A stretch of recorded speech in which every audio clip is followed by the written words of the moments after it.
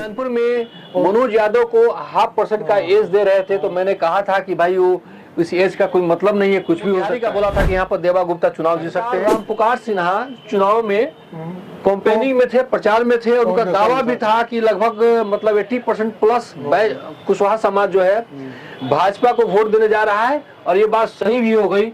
यानी कि रामपुकार सिन्हा का प्रभाव जो है दिखा है, उन्होंने अपना प्रभाव प्ले किया है, और इस जिले में कुशवाहा समाज का कोई लीडर अगर दिख रहा है तो रामपुकार सिन्हा ही। में आपका दावा था कि पप्पू बाबू चुनाव जीत रहे हैं, आपके उसका कुछ रीजन भी था, आपने कुछ अपना बताया था उसमें, है ना? उनके कैंडिडेट थे, मुकेश सहनी जी कैंडिडेट थे, और लड़ाइयाँ काफी, मतलब वरुण विजय सिंह ने काफी मेहनत भी किया था।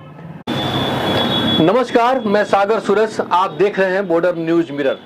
हमारे साथ बैठे हैं वरीय पत्रकार, पूर्वी चंपारण जिले के वरीय पत्रकार सुधिष्ठ नारायण ठाकुर, जो दैनिक जागरण फेम रहे हैं और कई समाचार पत्रों में इन्होंने अच्छी मतलब रिपोर्टिंग की है, और एक बेहतर पत्रकार के रूप में इनकी समझ को लेकर लोग तारीफ करते हैं। एक बेहतर पत्रकार के रूप में इनको सम्मान मिलता रहा है। तो पिछली बार बॉर्डर न्यूज मिरर पर पूर्वी चंपारण जिले के 12 विधानसभा सीटों पे एक बातचीत की गई थी, एक रुझान की स्थिति बताने का इन्होंने प्रयास किया था अपनी समझ से, और तब मैंने यह भी कह दिया था कि अंतिम निर्णय जो ईवीएम खुलेगा और गिनती के बाद अंतिम निर्णय होगा, जनता कौन से करवट बैठी है ये कहना मुश्किल है, लेकिन हम लोगों ने एक इंडिकेशन, एक संभावना बताने का प्रयास किया था। इन संभावनाओं में ज्यादातर मामले बिल्कुल 100% सक्सेस रहे, सही रहे। मुझे लगता है 2 मामले, एक गोविंदगंज का फर्क पड़ा है आपके जो एनालिसिस में, और दूसरा कल्याणपुर में जो आपका एक, उसमें भी आप कल्याणपुर में मनोज यादव को 0.5% का एज दे रहे थे, तो मैंने कहा था कि भाई वो इस एज का कोई मतलब नहीं है, कुछ भी हो सकता है, कोई भी खेला अंतिम में हो सकता है। एक आपने एक मोतिहारी का, हाँ, आपने मोतिहारी का बोला था कि यहाँ पर देवा गुप्ता चुनाव जीत सकते हैं, और एज आपने शायद 1% का ही रखा था। हाँ, 1% का ही रखा था, मतलब मार्जिन उन्होंने छोटी रखी थी। जाहिर सी बात है कि कॉन्टेस्टेड लड़ाई हुआ, तो मैं एक एक करके एक एक सीट पर फिर से एक बार बात करना चाहूंगा कि कहाँ क्या स्थिति हुई और क्या परिवर्तन हुआ। एक जो कहीं कहीं ऐसा है कि 1% का एज दिखाया गया है, वहां पर मेजॉरिटी ज्यादा मार्जिन से चुनाव अगला जीत रहा है। तो सबसे पहले मैं चाहूंगा कि ढाका विधानसभा क्षेत्र के बारे में बात किया जाए, जहां से पवन जायसवाल मुझे लगता है कि अच्छी खासी मार्जिन से वो लीड कर रहे हैं। तो ऐसा क्या हुआ? आप तो पवन जायसवाल के बारे में ही आपने कहा था, तो पिछले बार बोल दिए जीतेंगे वो। हाँ, आपने कहा था कि पवन जायसवाल चुनाव जीतेंगे। हाँ। तो इसको लेकर कई तरह की आपत्तियां भी आई थी हम लोग के पास, है ना, कि ऐसा नहीं हो सकता है।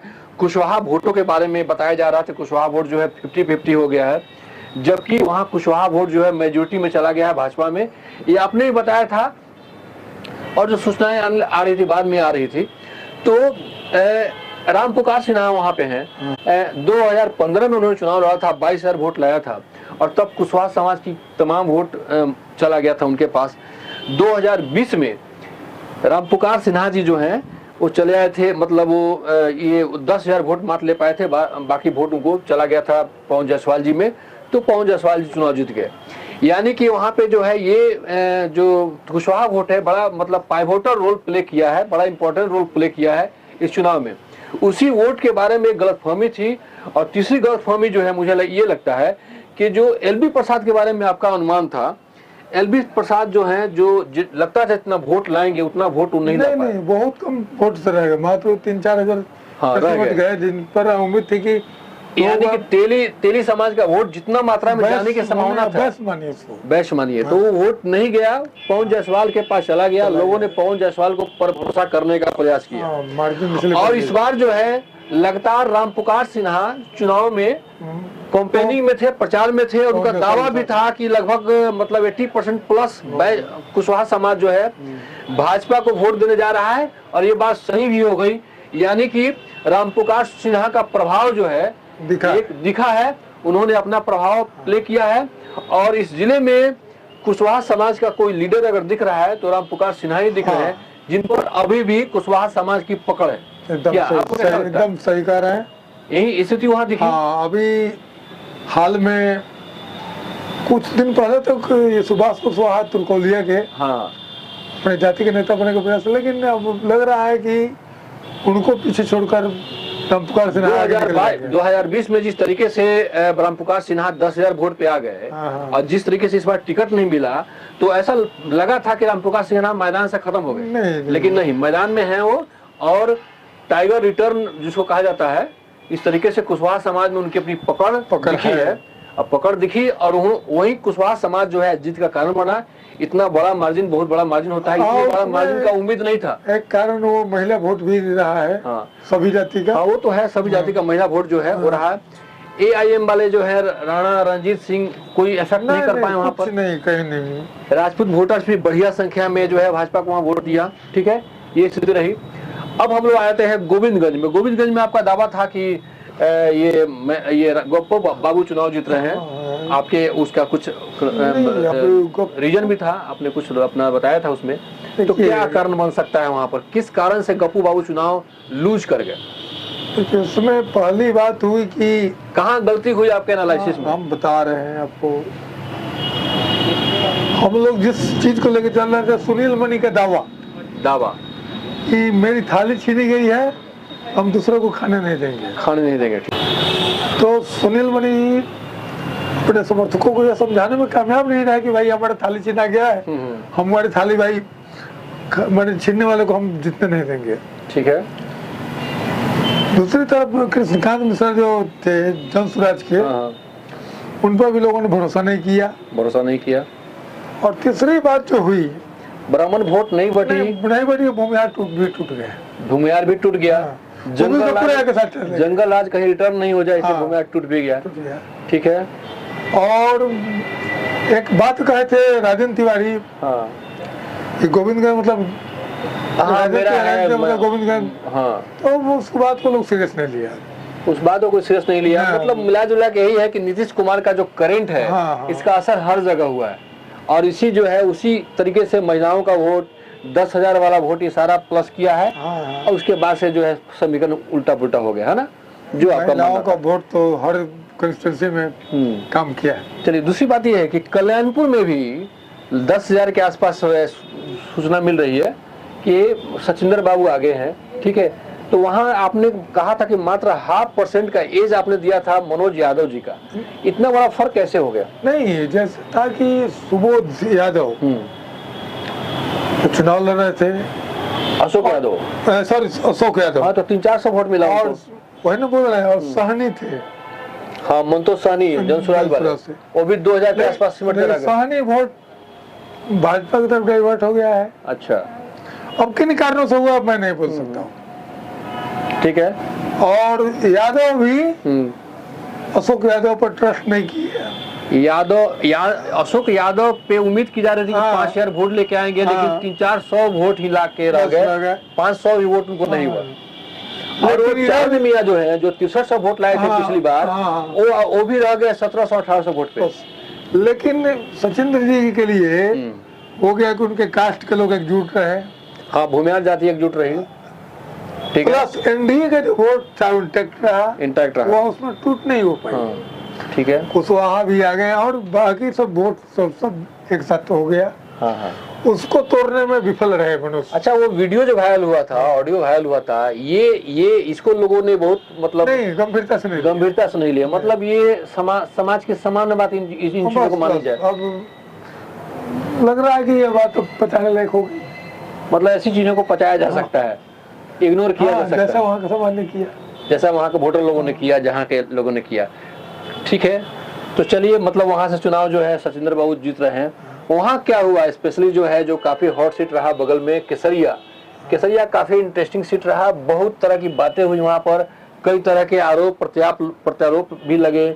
और वहाँ पर कौन बोलते ही रहे के कैंडिडेट थे, कौन बोलते ही रहे है ना, उनके कैंडिडेट थे, मुकेश सहनी जी कैंडिडेट थे।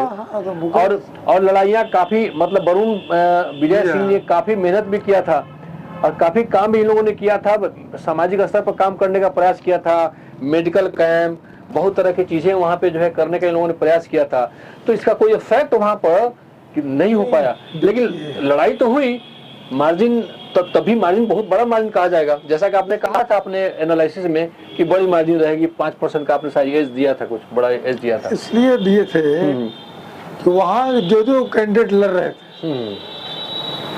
रामशरण यादव थे, वहाँ पर एक चीज देखिएगा आप, कोई भी कैंडिडेट जो है निर्दलीय 2000 से कम वोट कोई नहीं लाया है। माने रामशरण यादव लगभग 2000 के आसपास नहीं, मैंने कोई भी 2000 से कम नहीं लाया है। 3300 वोट लाया है शायद ये विनोद बेदर्जी, वही बोल रहे हैं। और वहाँ वोट का विखंडन भी बहुत ज्यादा मात्रा में हुआ है। दूसरी बात है कि वो जो मुस्लिम कैंडिडेट थे, हाँ पप्पू, 11,000 के आसपास वोट काटे, 11,000 वोट काट लिए। रामशरण यादव भी 3,000 से ऊपर काट लिए हैं, वोट काट लिए हैं। लेकिन मेन कारण था कि महेश्वर सिंह जो एमएलसी हैं, महेश्वर बाबू बेटा को मैं लॉन्चिंग पैड बनाया केसरिया को लॉन्चिंग पैड बनाया गया था वरुण विजय जी के लिए। महेश्वर बाबू ने बनाया था, ठीक है, पॉलिटिक्स में लॉन्चिंग पैड। हाँ, लॉन्चिंग पैड लॉन्च तो नहीं हो सके। नहीं, एक पुत्र तो उनके बहुत अच्छे डॉक्टर हैं। दूसरे वरुण विजय को राजनीति में करियर बनाना था।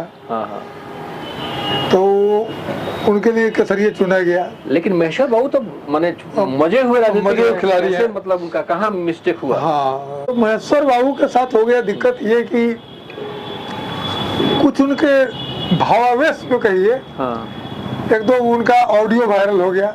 अच्छा, जो माइनस पॉइंट बना। दूसरी बात हो गई कि मुस्लिम प्रत्याशी के द्वारा एकजुट नहीं हो पाना, जो राजद का वोट होता है, मुस्लिम वोटों में भारी बिखराव हो गया, विखंडन हो गया। ठीक है। और आप देखा होगा कि वीआईपी के जो प्रत्याशी हैं, उनका वीआईपी के नेता ही उदासीन हो गए। जो उनके भाई से मैंने ये राजद बैठा दिया वहां पर 12 क्या चट्टी में, उधर 2 सीट पर उनको बैठाया गया। अच्छा, कहीं बाहर बैठा है। तो उसके बाद लगा कि जब घर के आदमी को इनको बैठा दिया रहा है तो बाहर के लोग ये उदासीन हो गए थे। और मलाहों ने उस मैंने क्या बोलते हैं उत्साह के साथ वोट नहीं किया, जो उत्साह चाहिए था, और वोट उसमें से 50% चला गया सलीम से। मतलब वहाँ पे माना जाए कि वोटों में बिखराव। दूसरा, शालिनी मिश्रा की शालीनता। ये भी कह सकते हैं। इतने सारे बयान के बाद भी कोई भी इस टाइप का बयान इन्होंने जवाब में नहीं दिया। सिर्फ इतना बोल सके कि लोगों के पास मुद्दा नहीं है सिवाय मेरे लिपस्टिक और साड़ी के, एक बात बोली। उसके बाद शालीनता से उन्होंने जवाब दिया। और एक मतलब बुजुर्ग और मतलब काफ़ी एक्सपीरियंस लीडर महेश्वर बाबू माने जाते रहे हैं। इस मामले में ऐसे बयान का क्या कारण? उनको क्या लगता था ऐसा पॉलिटिकल माइलेज मिलेगा? क्या लग रहा था? पॉलिटिशियन तो कुछ भी बोलता है तो उससे पॉलिटिकल माइलेज के लिए बोलता है। आज भी हम लोग माने वो गार्जियन है, वो जिले के पुराने हैं, उम्मीद की जाती है उनके उनसे अच्छे भाषा। अपने यहाँ समाज में कहा गया है यत्र नारी पूजे तत्र रमन्ते देवता। तो नारी का सम्मान अगर हम नहीं करेंगे तो फिर गड़बड़ हो जाएगी ना। वो एक महिला है और महिला के बारे में उल्टी सीधी बातें नहीं, वो अभी मैंने उसका मैसेज गलत गया। चलिए कोई बात नहीं, लड़ाइयाँ होती है और जीत हार होता है। उन्होंने बेहतर प्रयास किया, वरुण विजय जी भी बेहतर लड़ाई लड़े और बिल्कुल जो है वोटों में बिखराव हुआ। और जो बयानों का असर हुआ, ऊपर से कौन बोलते ही रहे है ना, इनका बयान का भी असर वहाँ इफेक्ट किया था सब जगह। और नीतीश कुमार का अपना इतना वोट था, महिलाओं का इतना वोट था कि सीट को निकालना था, मार्जिन ज्यादा हुआ, इसलिए डिस्कशन करने का। ये एक चीज बता रहे हैं आपको, जैसे लोग जोड़ लेता है, आपको 67% महिलाएं इंटैक्ट रही हैं एनडीए के लिए। ठीक है, हाँ बिल्कुल। और 33% महिलाएं में बिखराव था। उसमें आपको एनडीए को भी, महागठबंधन को भी मिला है, कुछ निर्दलीय में भी गया है, लेकिन 67% महिलाएं। अच्छा, ये मोतिहारी का ऐसा स्थिति क्या हो गया? क्या हो गया बेवफा तेरे प्यार में? ऐसा क्या हो गया मोतिहारी में? मोतिहारी में तो माना जा रहा था कि देवा गुप्ता चुनाव जीत रहे हैं, तो क्या लोग इमोशन और सेंटिमेंट में बोल रहे थे या समीकरण कुछ इस टाइप का दिख रहा था इसलिए बोल रहे थे? इसका क्या कारण बना? कौन बोलता ही रहे, कौन बोलता ही रहे, मतलब कौन बोलता ही रहे जो है मोतिहारी को भी ले आ गया, छिपा गया है। तो ये बयान जो है यहाँ पर भी कहानी खत्म कर दिया। ये बयान जो है दिव्यांशु का पूरा वोट को पोलराइज कर दिया। यहाँ पर नीतीश रहेंगे या नीतीश नहीं रहेंगे, पोलिंग हो गई। लोगों ने देखा कि उनके देवा के कुछ सहयोगी जो है, हाँ, अब पुलिस उनके पास से हथियार भी बरामद की थी, हाँ हाँ, प्लस नोट। तो वो लगा लोगों को कि भाई ये सबके लिए सूटेबल नहीं हो सकता है, लोग आराम से मिल नहीं सकते हैं, हथियार रखता है इसलिए मिल नहीं सकते हैं। हाँ हाँ। और अभी कुछ लोग बोल रहे थे कि उसके यहाँ मिलने जाने पर 4 अंगरक्षक रहते हैं जो बाहर में, और उसके बिना अनुमति के बिना चेक किए किसी से मिलने नहीं देता है। इन सब तमाम बातों का फायदा मिला। तो ये सब जो है सब मुख्य बात है उनके जितने का जो अंदाजा लगाया जा रहा था अतुल कुमार का वोट और दिव्यांशु का वोट, वो वोट पूरी तरह से खत्म हो गया। यही कारण बना, वो चुनाव जीत गए। ठीक है, अब आप आइए, आपका दावा था कि नरकटिया में शमी मोहम्मद चुनाव जीतेंगे, अभी क्या स्थिति है? एकदम नेक टू नेक फाइट चल रहा है, नेक टू नेक, आगे पीछे कुछ भी हो सकता है लास्ट में, कुछ भी हो सकता है। लेकिन इतना फाइट का उम्मीद तो नहीं था विशाल कुमार से। हाँ, लेकिन वही महिला वोट है नीतीश कुमार का करेंट बस। अच्छा क्या तो देखा आपने पिछली बार जो सुधीश ठाकुर के साथ हमारी बातचीत हुई थी, जिसमें जो कंस्टिट्यूंसी का इन्होंने एनालिसिस दिया था, जिसमें मोतिहारी और गोविंदगंज को छोड़कर तमाम सीटों पे बिल्कुल वही एक्यूरेट एनालिसिस में सफलता मिली है। जो पहले बताया गया था 0.5% का अंतर दिखाया गया था, एज दिखाया गया था मनोज कुमार को कल्याणपुर में, तो मैंने बताया था कि 0.5% का कोई मतलब नहीं है। वहां पर भी जब स्वीप होने की जब स्थिति आती है तो 0.5% कुछ रह नहीं जाता है। इस तरीके से आपने देखा कि तमाम जो है चुनाव से पूर्व अब वोटिंग हो गई है, तो वोटिंग के बाद जो स्थिति है, किस सीट पर कौन जीता, जीतने का क्या कारण हो सकता है। तो पहले बधाई, जो भी जीत रहे हैं, हाँ, जो भी जीते हैं सबों को बधाई, शुभकामनाएं। आप लोग, जनता आप पे भरोसा की है, तो आप बेहतर ढंग से काम करें। और सिल्वर जुबली ईयर है एनडीए सरकार की, तो सिल्वर जुबली जनता के सेवा में बीते ये हम लोग कामना करते हैं। तो ऐसे ही तमाम खबरों के लिए आप जुड़े रहे हमारे साथ। मैं हूं सागर सूरज, आप देख रहे हैं बॉर्डर न्यूज मिरर।